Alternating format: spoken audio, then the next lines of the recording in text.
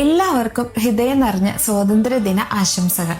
ഇന്ന് ആകാശത്ത് അഭിമാനത്തോടെ പാറിപ്പറക്കുന്ന നമ്മുടെ ഈ ത്രിവർണ പതാകയ്ക്ക് പിന്നിൽ 30 വർഷത്തെ ഒരു മനുഷ്യന്റെ കഠിനാധ്വാനത്തിന്റെ കഥയുണ്ടെന്ന് എത്ര പേർക്കറിയാം?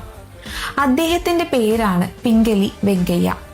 1906 തുടങ്ങിയതാണ് നമ്മുടെ രാജ്യത്തിന് സ്വന്തമായ ഒരു ദേശീയ പതാക വേണമെന്ന അദ്ദേഹത്തിന്റെ ആഗ്രഹം. ലോകത്തെ 30ഓളം രാജ്യങ്ങളുടെ പതാകകളെ കുറിച്ച് വർഷങ്ങളോളം അദ്ദേഹം പഠിച്ചു. ഒരു തവണയല്ല, 2 തവണയല്ല, വർഷങ്ങളോളം.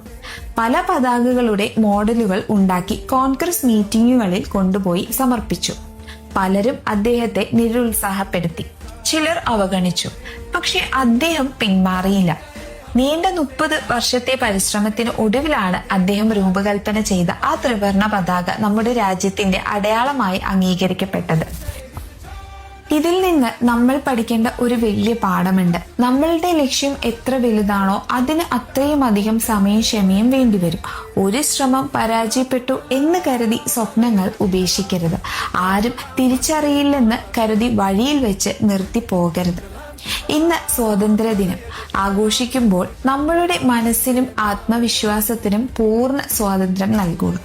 വീഡിയോ ഇഷ്ടപ്പെട്ടിട്ടുണ്ടെങ്കിൽ ലൈക്ക് ചെയ്യുക, സുഹൃത്തുക്കൾക്ക് ഷെയർ ചെയ്യുക.